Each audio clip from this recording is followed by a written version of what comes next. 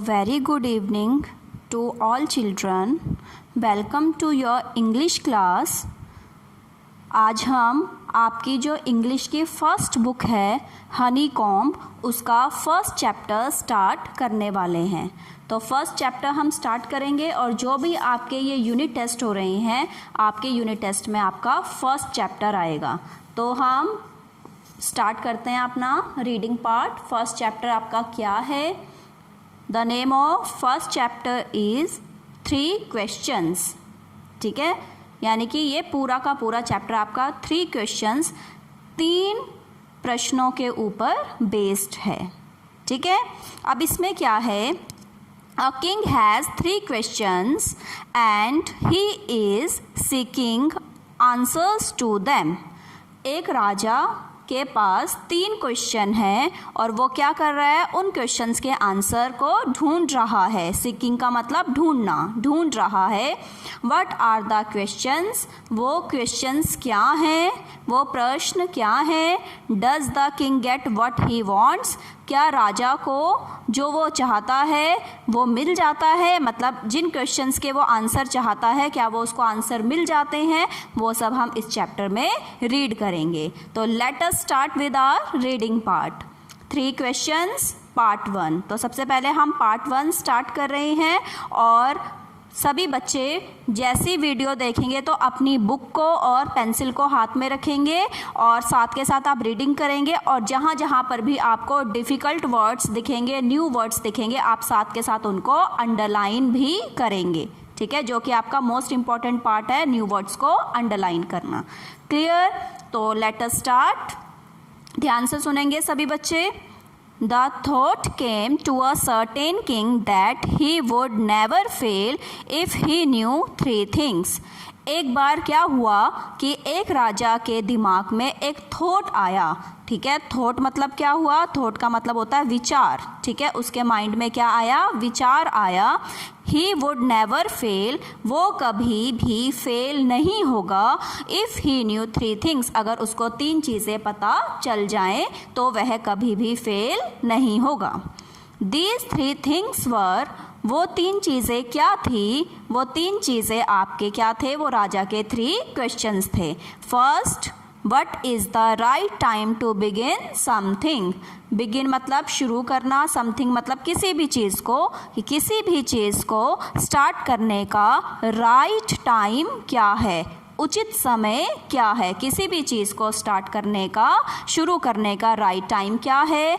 Which people should he listen to? और वो कौन से पीपल हैं जिसे राजा को सुनना चाहिए? ठीक है, मतलब उसे किसकी बात माननी चाहिए. What is the most important thing for him to do? और राजा के लिए सबसे महत्वपूर्ण, इम्पॉर्टेंट का मतलब क्या हुआ? महत्वपूर्ण. ठीक है, तो राजा के लिए सबसे महत्वपूर्ण चीज़ क्या है करने के लिए? मतलब उसे क्या काम करना चाहिए. तो ये 3 क्वेश्चन थे राजा के. उसके दिमाग में विचार आया कि अगर उसको इन 3 क्वेश्चन के आंसर मिल जाएंगे तो वो कभी अपनी ज़िंदगी में फेल नहीं होगा. आगे पढ़ते हैं. The king therefore sent messengers throughout his kingdom. अब राजा ने क्या किया? अपने throughout his kingdom, kingdom मतलब राज्य. ठीक है, तो अपने राज्य के चारों तरफ मैसेंजर्स क्या होते हैं? दूत. ठीक है, तो राजा ने क्या किया? अपने राज्य के चारों तरफ दूत भेज दिए, मैसेंजर्स भेज दिए. Promising a large sum of money to anyone who would answer these 3 questions. और उसने अपने दूत जगह जगह अपने राज्य में फैला दिए और क्या कहा कि जो भी व्यक्ति इन 3 क्वेश्चंस के आंसर देगा उसे बहुत सारा धन दिया जाएगा. Money, large sum of money means बहुत सारा रुपया, बहुत सारा धन दिया जाएगा, ऐसा राजा ने प्रॉमिस किया. ठीक है, तो राजा ने क्या किया? अपने दूतों को पूरे राज्य में फैला दिया और दूतों के पास क्या संदेशा भिजवाया कि जो व्यक्ति उसके 3 प्रश्नों के उत्तर देगा उसे बहुत सारा धन दिया जाएगा. Many wise men came to the king, but they all answered his questions differently. बहुत सारे वाइज मैन हो गए आपके बुद्धिमान व्यक्ति, ठीक है, तो वाइज मतलब बुद्धिमान होता है, तो बहुत सारे बुद्धिमान व्यक्ति राजा के पास आए, but they all answered his questions differently, लेकिन उन सब ने राजा के प्रश्नों के आंसर अलग अलग दिए। डिफरेंटली मीन्स डिफरेंट, मतलब अलग अलग सब ने आंसर दिए।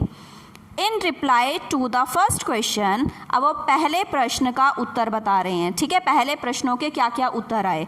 तो फर्स्ट क्वेश्चन क्या था कि what is the right time to begin something, किसी भी चीज़ को शुरू करने का राइट टाइम, उचित समय क्या है, ठीक है। तो उसमें क्या था, उस प्रश्न के उत्तर के लिए some said the king must prepare a timetable and then follow it strictly. किसी ने कहा कि राजा को अपना एक टाइम टेबल प्रिपेयर करना चाहिए, एक टाइम टेबल बनाना चाहिए, और स्ट्रिक्टली मीन्स पूरे जोर के साथ उस टाइम टेबल को फॉलो करना चाहिए, उस टाइम टेबल के अनुसार राजा को काम करना चाहिए। Only in this way they said could he do everything at its proper time, और इस तरह से उन्होंने क्या कहा कि जो राजा है वो हर एक चीज़ को प्रॉपर टाइम, उचित समय पर कर पाएगा, ठीक है। ऐसा करके मतलब टाइम टेबल बना के उसे फॉलो करके राजा एवरीथिंग, हर एक काम को प्रॉपर टाइम पर कर पाएगा, ठीक है, ये किसी ने बोला। अदर्स सेड, किसी दूसरे ने क्या कहा, Others said that it was impossible to decide in advance the right time for doing something. किसी दूसरे व्यक्ति ने क्या कहा कि किसी भी काम को करने का उचित समय को एडवांस में बताना इम्पॉसिबल है, कि यह तो पॉसिबल ही नहीं है, यह तो हो ही नहीं सकता कि हम किसी भी चीज़ को करने का जो राइट टाइम है, जो उचित समय है, उसे डिसाइड कर पाएँ, ऐसा नहीं हो सकता, ठीक है, किसी ने ये कहा। The king should notice all that was going on, avoid foolish pleasures and always do whatever seem necessary at that time, ठीक है। तो किंग ने क्या किया, किंग जो भी वहाँ पे चल रहा था, जो भी व्यक्ति क्वेश्चंस के आंसर दे रहा था, जो राजा है उन सबको देख रहा था, नोटिस कर रहा था। अवॉइड फुलिश प्लेजर्स, और झूठे जो उसके प्लेजर्स हैं उनको अवॉइड कर रहा था। And always do whatever seem necessary at that time, और हमेशा वो क्या करता था कि the king should notice all that was going, कि राजा को हर एक चीज़ को क्या करना चाहिए, और नोटिस करना चाहिए। अवॉइड फुलिश प्लेजर्स, मतलब जो उसकी आराम की चीज़ें हैं, ठीक है, वो सब अवॉइड करना चाहिए, उनको ज़्यादा आराम की चीज़ों में नहीं रहना चाहिए। And always do whatever seem necessary at that time, और उस टाइम पे जो भी चीज़ें ज़रूरी हैं, नेसेसरी का मतलब ज़रूरी, उस टाइम पे जो भी चीज़ें ज़रूरी हैं वो करनी चाहिए, ठीक है। तो ऐसा किसी व्यक्ति ने कहा। आगे देखिए, आगे क्या है, ठीक है, यहाँ तक हो गया। अब आगे देखिए, yet others said that the king needed a council of wise man who would help him act at the proper time. फिर दूसरे जो लोग आए थे उन्होंने क्या कहा कि राजा को क्या करना चाहिए, एक बुद्धिमान लोगों की काउंसिल बनानी चाहिए। काउंसिल मीन्स, एक काउंसिल का मतलब हो गया कि जो ग्रुप बनाना, ठीक है, लोगों का, बुद्धिमान लोगों का एक ग्रुप बनाना चाहिए, एक काउंसिल बनाना चाहिए जो कि राजा को हेल्प कर सकें। Which would help him act at the proper time, जो राजा की उचित समय पर कैसा काम करना है उसमें राजा की हेल्प कर सकें। This was because one man would find it impossible to decide correctly without help from others the right time for every action. Means every action means हर एक काम को करने का जो right time है, जो उचित समय है, उसको कोई भी एक आदमी अकेला डिसाइड नहीं कर सकता। किसी भी एक आदमी के लिए अकेले किसी भी काम को करने का राइट टाइम डिसाइड करना इम्पॉसिबल है, ठीक है, उसके बस की बात नहीं है। Without the help from others, जब तक वो दूसरों की सहायता ना ले, ठीक है, तो दूसरे की सहायता से ही एक आदमी ऐसा कर सकता है। इसलिए राजा को क्या सलाह दी गई कि उसे क्या बनाना चाहिए, बुद्धिमान लोगों का काउंसिल यानी कि ग्रुप बनाना चाहिए, ठीक है। आगे देखिए, but then others said that there were some things which could be urgent. लेकिन फिर और दूसरे लोगों ने क्या कहा कि there were something which could be urgent, ठीक है, कुछ चीज़ें ऐसी होती हैं जो अर्जेंट होती हैं, जो बहुत ज़रूरी होती हैं।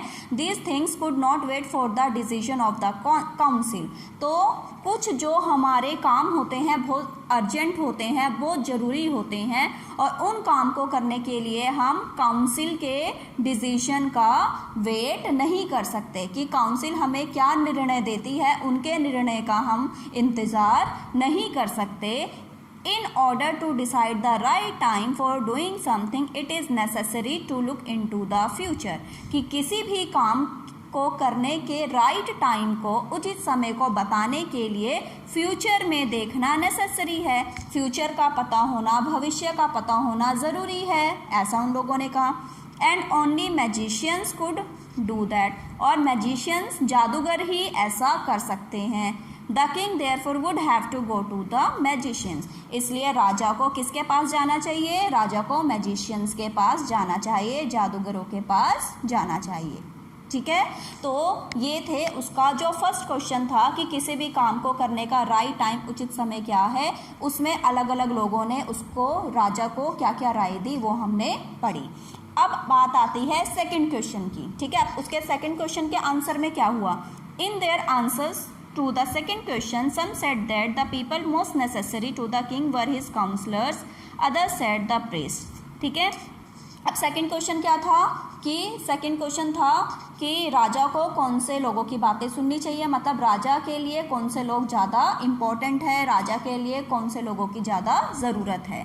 तो उसमें से कुछ लोगों ने क्या कहा कि people most necessary to the king were his councillors, मतलब जो उसके काउंसिल बना था, बुद्धिमान लोगों का जो ग्रुप बना था, तो जो बुद्धिमान लोग उस ग्रुप में शामिल हैं वो राजा के जो हैं ज़रूरी लोग हैं, ठीक है, नेसेसरी हैं।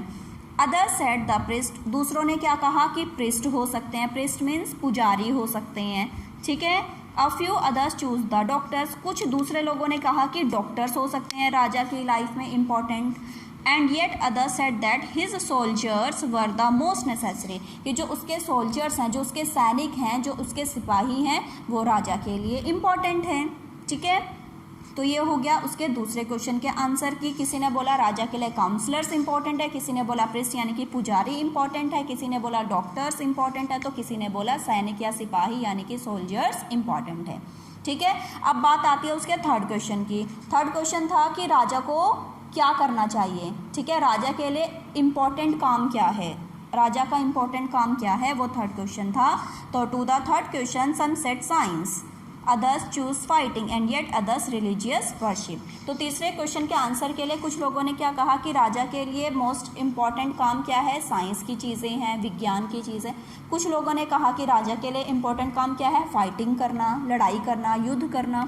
और कुछ लोगों ने कहा कि राजा के लिए इम्पोर्टेंट काम क्या है, रिलीजियस वर्शिप करना, ठीक है, यानी कि पूजा करना, ठीक है, जो धर्म से रिलेटेड चीज़ें होती है, धार्मिक पूजा पाठ करना, ठीक है।